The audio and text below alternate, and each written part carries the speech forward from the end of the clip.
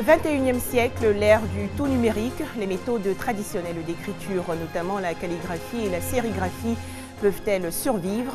Le point en début de journal. Un travail décent pour les travailleurs domestiques de Côte d'Ivoire, c'est ce que prône le réseau ivoirien pour la défense des droits de l'enfant et de la femme. Enfin, 10 février 1970, le Lesotho tourne la page de l'ère Mobutu II, le roi renversé par un coup d'État, part en exil aux Pays-Bas.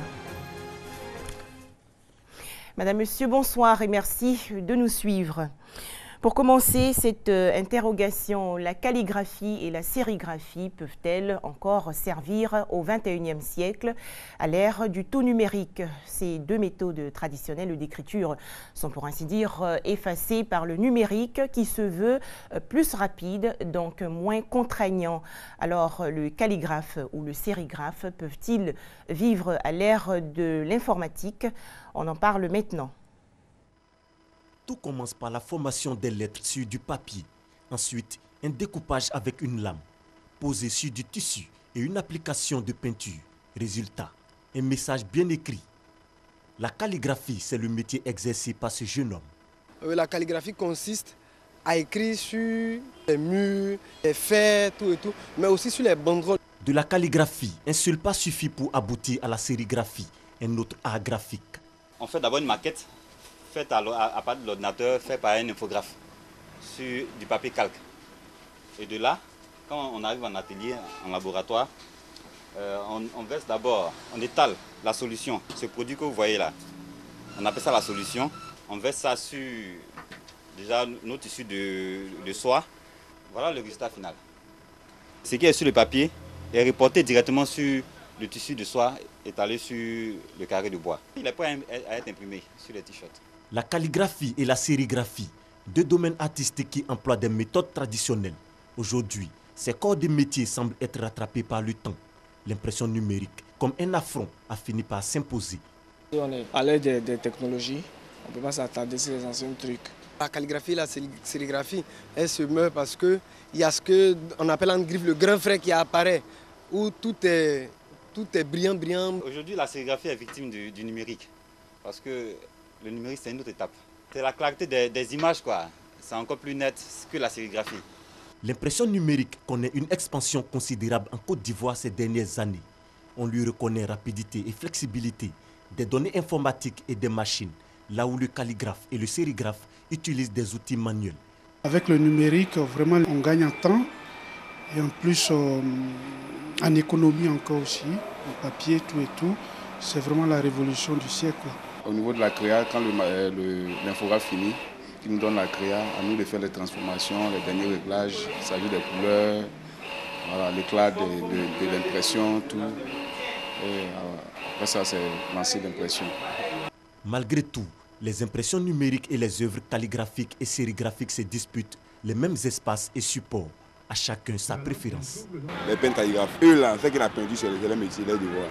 Quand ils font le dessin, même après, tu peux passer 6 mois avant d'aller passer la visite encore, tu dois refaire la peinture, sinon c'est là qui doit. La calligraphie c'est un peu trop rétro. Je pense qu'avec ce qui se passe en numérique là, c'est beaucoup plus joli, très joli à voir. Et ça attire le regard des gens facilement. Vraiment, je pense qu'il faut opter pour cette impression numérique là. Ouais. Le constat est clair, la tendance actuelle est au numérique. Il faut donc s'adapter. Et les acteurs en ont bien conscience. Il y a un grand marché de numérique en Côte d'Ivoire. C'est aux autres de profiter aussi, parce que nous, on ne peut pas s'installer partout. Il suffit de suivre une petite formation en numérique, vous pouvez vous installer à votre propre compte et gagner votre vie. On se prépare aussi pour avoir aussi le matériel numérique. Aujourd'hui, par la grâce de Dieu, on a pu avoir un ordinateur, 2 imprimantes, qui nous sont aussi entrés dans la phase numérique. La calligraphie, l'art des belles écritures, la sérigraphie, l'impression sur divers supports avec de l'encre.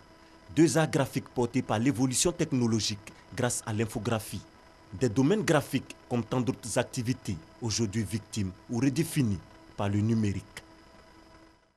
C'était un reportage de Konaté Moussa. Un tout autre sujet à présent, comment promouvoir le travail domestique décent en Côte d'Ivoire? Question au centre d'un atelier organisé récemment par le réseau ivoirien pour la défense des droits de l'enfant et de la femme. Cette organisation non gouvernementale a réfléchi sur les stratégies pour assurer la protection des filles et autres employés de maison. Grace Kando. Les travailleurs domestiques sont victimes de mauvais traitements et d'abus dans les maisons où ils exercent. C'est le résultat de l'enquête menée par le réseau ivoirien pour la défense des droits de l'enfant et de la femme à RIDEF dans certaines communes du district d'Abidjan. Manque de repos hebdomadaire et de jours fériés, salaire inférieur au SMIC ivoirien, fixé désormais à 60 000 francs CFA, sont autant de difficultés auxquelles sont confrontés le personnel de maison. Face à ce tableau, le RIDEF initie un atelier sur le travail domestique décent à la résidence Oinéné 6 aux 2 plateaux Vallon. Toutes les actions que nous avons menées jusqu'ici ont été des actions de plaidoyer pour emmener notre pays non seulement à ratifier la Convention 189 de l'OIT. La Convention promeut un travail domestique décent pour les travailleurs domestiques. Entre autres, la sécurité au niveau de l'environnement du travail, la sécurité sociale, faire un programme, un plan de retraite pour les travailleurs domestiques. Il y a aussi la question de la formation qu'il ne faut pas négliger. Nous avons réuni à plusieurs reprises déjà des décideurs politiques, des ministères, des organisations syndicales afin de discuter les problèmes sur le terrain, c'est-à-dire les conditions de travail pitoyables quelquefois des travailleurs domestiques. Un travail domestique décent passe aussi par une meilleure organisation du secteur. Nous sommes encore dans l'informel et notre souhait, c'est que nous soyons organisés, formés. Nous tenons compte des préoccupations et des suggestions de nos employeurs pour pouvoir nous améliorer. Mais ce secteur-là n'est pas organisé. Après cela, valoriser ce secteur parce que en fait, c'est un secteur pourvoyeur d'emploi. Cette rencontre qui dure 2 jours sera l'occasion de faire plusieurs propositions, entre autres la mise en place d'un cadre juridique qui réglemente le secteur du travail domestique en Côte d'Ivoire. Un petit tour à présent à l'intérieur du pays, notamment dans la région du Umzi, pour découvrir que les orpailleurs clandestins sont toujours présents à Bokanda. En effet, certains individus poursuivent cette activité en dépit de l'interdiction des autorités ivoiriennes. L'orpaillage clandestin freine donc le développement de Bokanda. C'est un reportage de Kader Sogodogo de RTI Bouaké. Le sous-préfet de Kwadio-Bleko et certains de ses collaborateurs se feraient un chemin dans la broussaille. Au bout de quelques mètres, une découverte. La délégation tombe net sur des orpailleurs. Des échanges s'ensuivent. Vous allez arrêter les travaux. Voilà, vous allez demander à votre patron de faire venir les documents. Madame le sous-préfet qui nous demande d'arrêter le travail.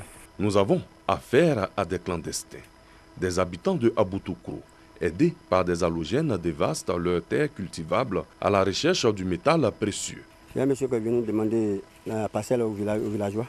Ils ont accepté pour exploiter de l'or. Comme c'est lui qui est le chef, il a fait le boss, c'est pas son village. C'est moi, c'est mon village. Les orpailleurs sont arrivés, ils veulent exploiter, ils ont rencontré quelques notables. Bon, ils disent qu'ils ont des papiers. Eux, ils disent que tant qu'ils n'ont pas vu des papiers venant de la sous-préfecture ou de la préfecture, ils ne peuvent pas exploiter. À leur grande surprise, ils sont dans la forêt en train d'exploiter. Des enfants âgés de 14 à 17 ans ont quitté les salles de classe avec un seul objectif, se faire rapidement de l'argent dans l'orpaillage clandestin. Je suis élève, 17 ans. Je n'ai pas l'argent. C'est à cause de ça que je me suis retrouvé dans la brousse pour aller chercher un peu d'argent. Les autorités ont pris la pleine mesure du problème. La jeunesse s'adonne à l'orpaillage. Ils vont tous à la recherche de l'or. Et au niveau de l'agriculture, nous avons des difficultés. Parce que l'or attire tout le monde. Le corps préfectoral propose des solutions. Je leur demande de sortir de ces trous et que ensemble, et le promoteur du projet, Papa et Solo, nous ferons en sorte que les jeunes beaucoup de jeunes soient installés, que beaucoup de populations profitent de ce projet-là. Le promoteur du projet est déjà revenu ici. Et il nous apprend qu'avec 100 souscripteurs à ce projet, il est fort possible qu'il installe une unité de production ici. Les élus ne sont pas en reste. Madame le député, Madame Zinda Eliane, elle a pris beaucoup d'initiatives. Elle a fait des unités de transformation. Elle a fait venir ce matériel que vous voyez, des motos, des tricycles, tout. Elle a acheté des boutures de manioc avec la NADER pour lutter contre l'orpaillage. Le département de Bokanda dispose de 4 sous-préfectures. Bengassou, avec 24 villages touchés par l'orpaillage clandestin. Bokanda, avec 8 villages. Nzekrezessou, 2 villages. Et Kwadioblekro, 3 villages, dont Aboutokro.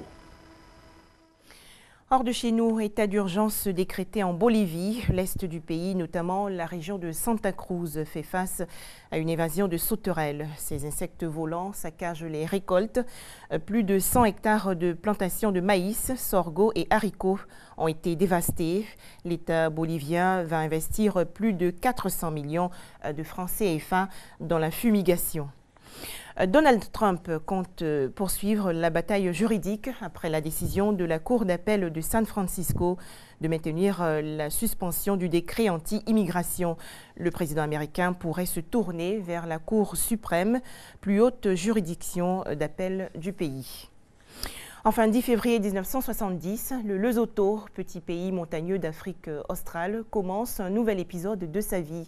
En effet, après un coup des forces, le roi Moshoeshoe II est chassé du pouvoir et part en exil aux Pays-Bas. La régence est assurée par son épouse Mamoato. Et en novembre 1970, Moshoeshoe II rentre d'exil. Mais pourra-t-il reprendre les rênes du Lesotho? Les explications de Franck Quadio.